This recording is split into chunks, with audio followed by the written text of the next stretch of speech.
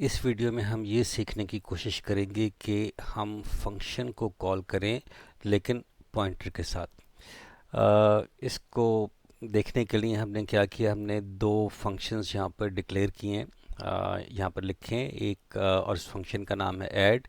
ये फंक्शन ये करेगा कि हमसे दो नंबर लेगा और उनको जमा करने के बाद उसका जो रिज़ल्ट है वो रिटर्न कर देगा, और जो रिटर्न टाइप है यहाँ पर इंटीजर है।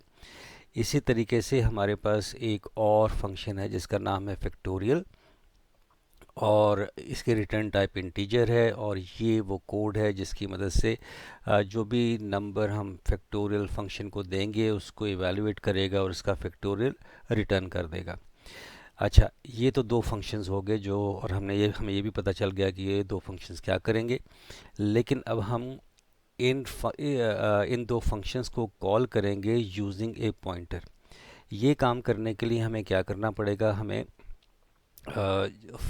एक ख़ास किस्म का पॉइंटर जो है वो डिक्लेयर करना पड़ेगा, और उसके अंदर हमें उस जो फंक्शन जहाँ पर स्टोर हुआ है मेमोरी के अंदर, उसका एड्रेस वहाँ से हमें निकालना पड़ेगा, क्योंकि हमें पता है कि पॉइंटर सिर्फ एक ही चीज़ अपने अंदर स्टोर रख सकता है, और वो क्या है, कोई भी मेमोरी लोकेशन।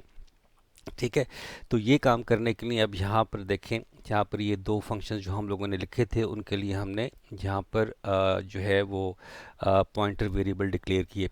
अ, अगर मैं ऐड की बात करूँ तो आप यहाँ देख सकते हैं, ये अगर ये ऐड है, इसकी रिटर्न टाइप इंटीजर है, तो मैंने यहाँ पर कह दिया इसकी रिटर्न टाइप इंटीजर है, और ये मेरा वो पॉइंटर वेरिएबल है। ठीक है, तो स्टार पी टी आर, और ये किसके अंदर आ रहा है, ब्रैकेट के अंदर आ रहा है। और इसके बाद ये इसकी रिटर्न टाइप है। अगर मैं इंट इंट की बात करूं तो यहाँ पर देखें इंट ए है और इंट बी है। तो और साथ ही मैंने ये किया कि ये जो मेरे पास वेरिएबल है, ये वाला जो वेरिएबल है जो कि इसको रिप्लेस कर रहा है, इस वेरिएबल के अंदर मैंने एड्रेस ऑफ ऐड, जहाँ जिस जगह पे ये फंक्शन मेमोरी के अंदर स्टोर है, उसकी जो फर्स्ट लाइन जो एग्जीक्यूटेबल कोड है उसका एड्रेस उठा के इसको असाइन कर दिया। Same is the case with this. अगर आप इसको देखें और इस फंक्शन को देखें तो इसकी रिटर्न टाइप इंटीजर है, और ये जो फैक्टोरियल है, इस फैक्टोरियल की जगह पे हमने एक पॉइंटर वेरिएबल लिया, जिससे ये था हमारे पास pointer star P T R underscore factorial, और इसकी जो रिटर्न टाइप है वो इंट है, लेकिन जो ये वैल्यू एक्सेप्ट करेगा वो क्या, कौन सी करेगा, इंटीजर है।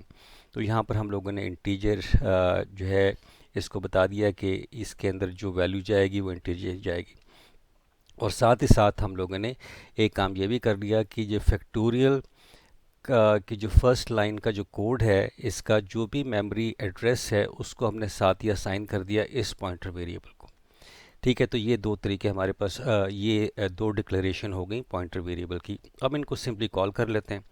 हमने यहाँ पर लिखा है एक वेरिएबल लिया कि इंटीजर, जो डेटा टाइप है इंट है, उसके बाद रिज़ल्ट आ गया, ये एक वेरिएबल का नाम आ गया, और ये है P T R add. P T are क्या है, ये पॉइंटर वेरिएबल है, ये वाला जो पॉइंटर वेरिएबल है। तो ये जो पॉइंटर वेरिएबल को हम लोगों ने कॉल किया क्योंकि ये फंक्शन को पॉइंट कर रहा है, और इसको हमने दो वैल्यूज़ दी 10, 20। तो ये भी 10, 20 इंट इंट, तो ये दो इंटीजर वैल्यू हमने इसको दे दी।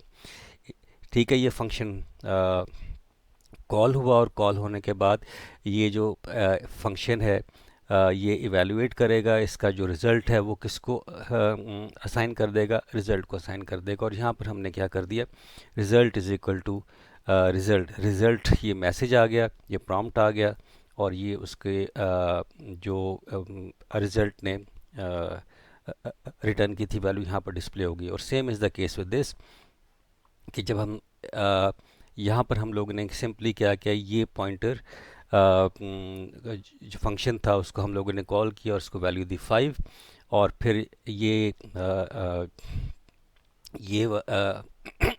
यहाँ पर गया, और यहाँ पर जाने के बाद इसने इसको एवेलुएट किया और इसका जो रिज़ल्ट है वो यहाँ पर डिस्प्ले कर दिया। तो इस तरीके से हम क्या कर सकते हैं कि अगर फंक्शन को हमने पॉइंटर के ज़रिए कॉल करना है तो क्या है, तो किस तरीके से कर सकते हैं। सिर्फ इसमें इम्पॉर्टेंट चीज़ है कि इसको डिफ़ाइन कैसे करना है, और इसको और इसकी जो मेमोरी एड्रेस को हम लोगों ने किस तरीके से असाइन करना है। Declaration of the pointer variable and assigning the address to that pointer variable. ये दो चीज़ें करने के बाद फिर हम बिल्कुल वैसे ही जैसे कि हम सिंपल एक फंक्शन को कॉल करते हैं वैसे ही आपने कॉल करना है, लेकिन फंक्शन के नाम की जगह पे आप क्या करेंगे, पॉइंटर वेरिएबल को करेंगे। आई होप कि जो बेसिक आइडिया है या जो कॉन्सेप्ट है आपको समझ आ गया होगा।